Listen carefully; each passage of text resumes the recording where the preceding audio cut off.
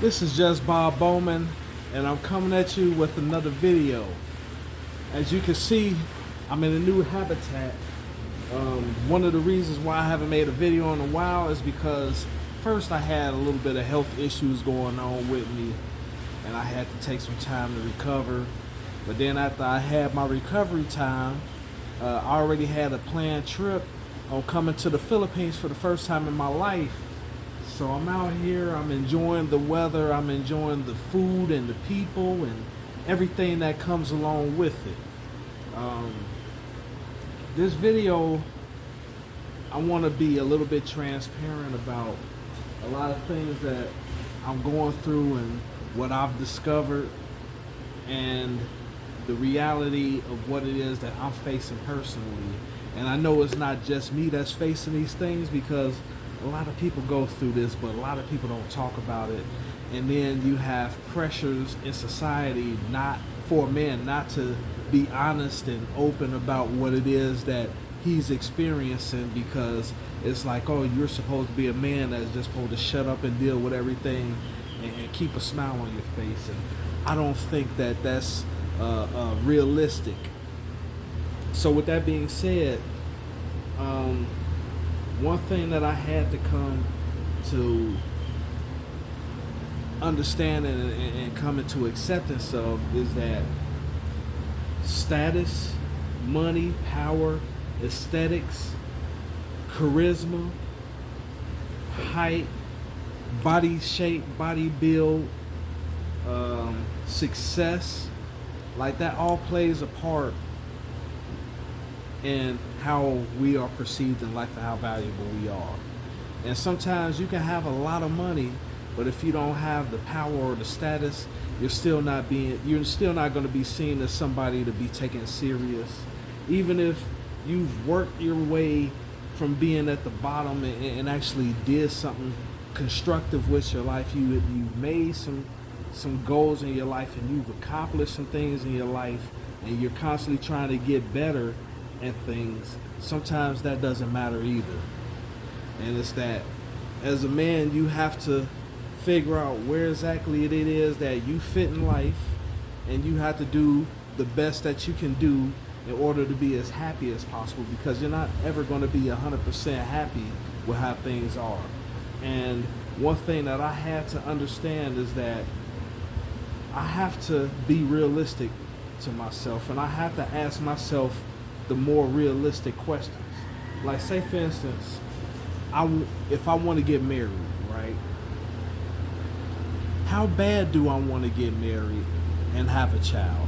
Like, I've said this plenty of times that I would like to get married and have a child of my own. But I had to ask myself, am I willing to settle for somebody who I don't find physically attractive, or have multiple children with other men, just to have that child in that marriage that I want? And depending on the answer to that is how much I really desire to have that. If it's a yes, I'm willing to do that, then that means that I have a strong desire. But if it's a no, that means that it's not as strong as what I thought it would be, and that maybe I should look at things realistically based off of how things have been presented to me in my life, and saying that maybe that's not the way for me to go about things, or me to plan things for myself based off of what has been shown to me and displayed to me. Maybe the best thing for me to be is to be single and to enjoy life to the fullest at the position that I'm at. Now, you have individuals that will try to shame you and say, oh, you sound like you're giving up, or oh, when you get older and you have nobody around, you'll be in a nursing home and all this, yada, yada, yada. Well, that's where planning comes to play. That's if you're looking at things realistically and you're not wasting a lot of time and a lot of money and a lot of energy on something that doesn't seem to be working in your favor, then you have to plan on the future. And planning means you have to start tucking money away, making sure you put money into things that will cause the assets to grow over time, not to be stagnant and to give up and to just say, forget it, I'm just going to live my life like a loser, And then when I get older and I can't live my life that way, and I get shuffled into a nursing home or going to an old folks building where I live off of income that's fixed income, like a social security check, and then I'm depending on that check each month. And then if I want somebody to come and visit, I have enough money just for one time that month to have that visit, and then the rest of the month I'm by myself. And I have to ask myself, is that the type of life I want to live personally? Especially if I have no wife and no children, and I know that in the future I'm going to be by myself. If it's a no, then that means that I have to plan according to how life has presented itself to me. That means that I have to plan to get to the point to where I'm not stuck living in that situation, where I can live in a place like this place, the Philippines. It doesn't necessarily have to be the Philippines. It could be South America. It could be somewhere in Africa. It could be somewhere in Europe. That's a lot cheaper than what it is here in the States. But regardless of that, you make the decision on where you want to live the rest of your life at, where you can live life on your terms. And nobody can tell you what it is that you should do and what you shouldn't do. You can use that extra money along with the fixed income that you're already going to be entitled to when you get to retirement age. And you combine those two to live out your life to the best of your ability, and to be happy with what it is that you have, and to be satisfied, even though you didn't accomplish everything that you wanted to accomplish as far as being married and having children and being successful in that way.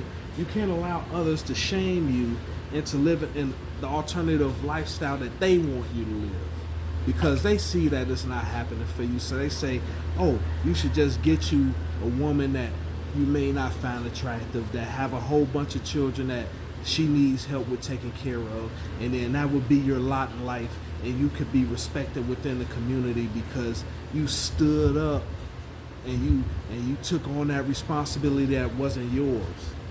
But then at the same time, when you're doing that, and this is my experience, when I've tried to step up and be a stepdaddy, all that happened to me was that I got stepped on.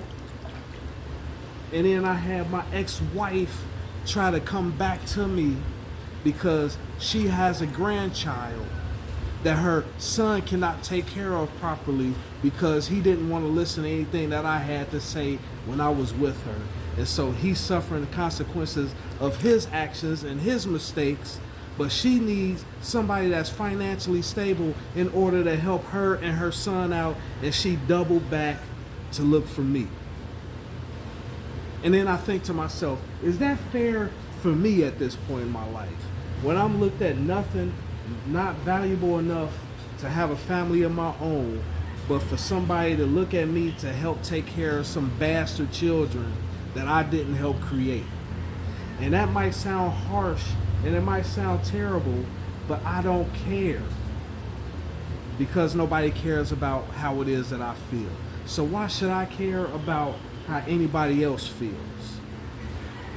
And I'm not trying to sound like a broken record or anything like that, but me taking trips like this and me understanding how things are going for people here, for people in the South America, for people in Europe, people in the States, and I hear similar situations happening each and every place that I go, I might as well do what's best for me. And anybody talking that, oh, you're just supposed to sacrifice yourself for the greater good of humanity.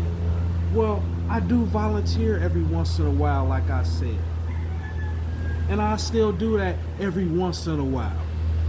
But I'm not going to sacrifice my personal life for somebody who doesn't care about me. Somebody that's only seeing me in terms of usury. You see, because that's how it's been for the majority of my life. Even growing up, it was all about how people could use me. And now that I've gotten to that point to where I say I'm not going to allow myself to be used like that anymore, then I'm the bad guy. I'm terrible. I'm supposed to shut up and deal with how everybody thinks about me and deal with it the way that they want me to deal with it. And I said no. And it's going to be no until the day that I die. And with that being said, this is just Bob Bowman. If you like this video, please like, share, and subscribe. And I'm out.